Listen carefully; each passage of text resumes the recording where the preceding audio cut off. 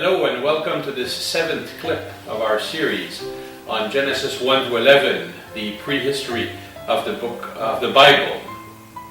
Today we're in Genesis chapter 4, just after the fall and the expulsion of Adam and Eve out of the garden. What is interesting is that this new chapter starts with something very positive. Now the man knew his wife Eve, and she conceived and bore Cain. So the knowledge is a way of saying they had sexual intercourse, and it's a very beautiful way of looking at what sexuality is, to know and to communicate with one another. This is what it should be. It's not always that, but it's what it should be in God's plan. And this gives, life continues then, and it's Eve who says, give the name to Cain. She's calling him Cain because she says, I have produced Caniti, a man with the help of the Lord. Next she bore his brother Abel. And then this is just to introduce the characters of this new story. We are told that Abel was a keeper of sheep and Cain was a tiller of the ground. We will come back to those two trades in a few minutes. In the course of time, Cain brought to the Lord an offering of the fruit of the ground. Now, very often when we hear about Cain, we hear that he is not a good guy.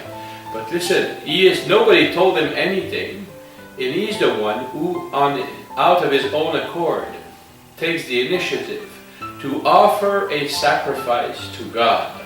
And then we have in verse 4, and Abel for his part brought of the firstlings of his flock, their fat portions. Now here there's a bit of a problem with the translation, because for his part, it says, if we were to translate literally from the Hebrew, we would have Abel also him brought from an offering. So he's copying his brother. And what's very frustrating for Cain is that his brother's offering is regarded well by the Lord, whereas Cain's offering is not regarded by the Lord. It's not said not accepted, but with less favor. Now there's a big gap here because we don't know why. Is it because God loves better flesh than salad? We don't know how did they know that it was regarded or disregarded. And that whole story is really about what do you do when life is not helping you. The idea is that we have some bad days, and we have some bad moments,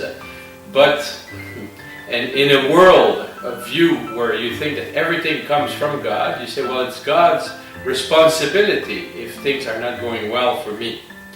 And it's interesting that God then intervenes after Cain reacted to the fact that his offering was not regarded well.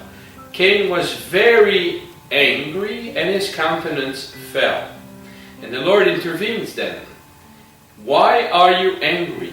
Why has your countenance fallen? If you do well, will you not be accepted? And if you do not do well, sin is lurking at the door. Its desires for you, and you must master it. So here we have really, God is putting Cain in front of two options. If you do better, things will go better. If you don't go better, you say, things will go worse. No, it's be careful. He's telling him, warning him, sin is at the door desiring you. And he's inviting him to be stronger than temptation.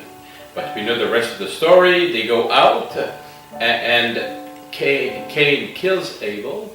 And eventually God comes back. He lets them their whole freedom. And he's just as the first question after the first sin God uttered was, where are you? The first question God utters is, where is your brother? And Cain answers, am I my brother's keeper? And if we look in the rest of the Bible for the word keeper, we know that it's God's mission to be the keeper. He is the shepherd, the keeper of the flock.